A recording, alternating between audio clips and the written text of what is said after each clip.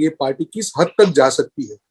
उनकी जिम्मेदारी थी देश को इस पैंडेमिक से बचाने की, वो उसमें पूरी तरह से विफल रहे।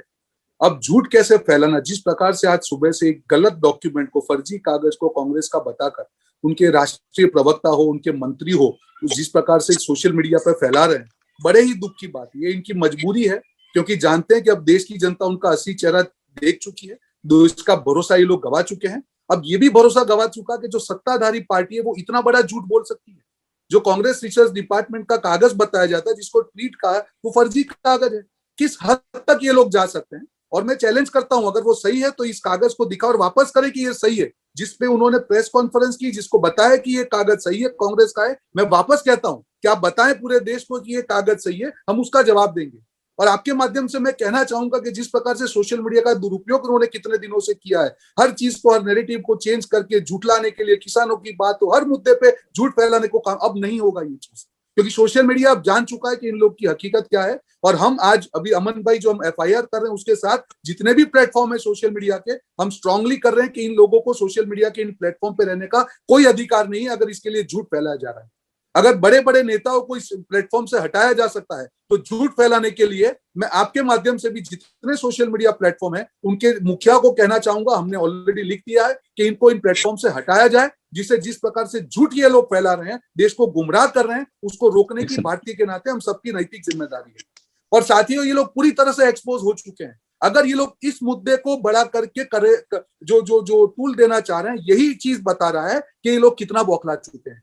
मैं धन्यवाद कहना चाहूंगा प्रेस के मेरे साथियों को, जिस प्रकार से देश की भावनाओं को, जनता की भावनाओं को उन्होंने पिछले दिनों में उजागर किया। वो ऑक्सीजन की किल्लत की बात हो, वो रेमडेसिविर की इंजेक्शन की बात हो, वैक्सीनेशन की बात हो, तभी जाके आज उनको ये मजबूर होना पड़ा कि झूठ का सहारा लेना पड़ा। आज कांग्रेस का हर साथी लगा हुआ है कि किस प्रकार से देश की जनता की मदद की जाए, किस प्रकार से हमारे युवा कांग्रेस के साथी हो, उनको ये रास नहीं आ रहा है, खुद कर नहीं पा रहे हैं, और जो कोई कर रहा है ये देख नहीं पा रहे हैं। तो मुझे लगता है ये इनकी मजबूरी है, पर हम ये, जैसे पवन भाई ने बताया, कि हम ये नहीं करने देंगे। सोशल मीडिया हो, मीडिया हो, किसी भी प्रकार से हो, इस झूठ का सामना हम करने में देश की जनता के साथ है। देश की जनता का अधिकार है कि इनके सवाल के जवाब मांगे कि क्यों इस प्रकार से बुरे पेंडेमिक में देश की जनता का साथ इन्होंने छोड़ दिया। और आने वाले दिनों में इस मुद्दे को, जब तक इसके ऊपर एक्शन नहीं लिया जाएगा, Congress party, social media department उसके खिलाफ खड़े रह के पूरी तरह से जितना जोर से हम लोग बोल पाए, विरोध करना चाहे, हम करते रहेंगे। ये पार्टी किस हद तक जा सकती है, उनकी जिम्मेदारी थी देश को इस पैंडेमिक से बचाने की, वो उसमें पूरी तरह से विफल रहे।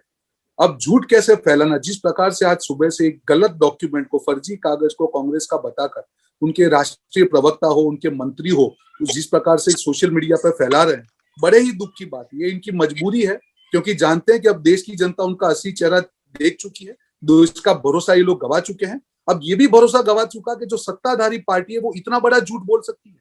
जो कांग्रेस रिसर्च डिपार्टमेंट का कागज बताया जाता है, जिसको ट्वीट का वो फर्जी कागज है। किस हद तक ये लोग जा सकते हैं? और मैं चैलेंज करता हूं, अगर वो सही है तो इस कागज को दिखा और वापस करे कि ये सही है, जिसपे उन्होंने प्रेस कॉन्फ्रेंस की, जिसको बताया कि ये कागज सही है, कांग्रेस का है। मैं वापस कहता हूं कि आप बताएं पूरे देश को कि ये कागज सही है, हम उसका जवाब देंगे।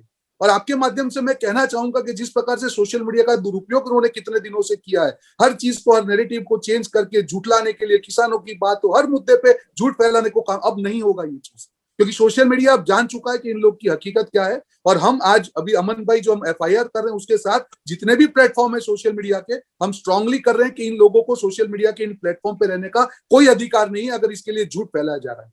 अगर बड़े बड़े नेताओं को इस प्लेटफॉर्म से हटाया जा सकता है, तो झूठ फैलाने के लिए मैं आपके माध्यम से भी जितने सोशल मीडिया प्लेटफॉर्म है, उनके मुखिया को कहना चाहूंगा, हमने ऑलरेडी लिख दिया है कि इनको इन प्लेटफॉर्म से हटाया जाए, जिसे जिस प्रकार से झूठ ये लोग फैला रहे हैं, देश को गुमराह कर रहे हैं, उसको रोकने की भारतीय के नाते हम सबकी नैतिक जिम्मेदारी है। और साथियों, ये लोग पूरी तरह से एक्सपोज हो चुके हैं। अगर ये लोग इस मुद्दे को बड़ा करके करे, जो टूल देना चाह रहे हैं, यही चीज बता रहा है कि ये लोग कितना बौखला चुके हैं।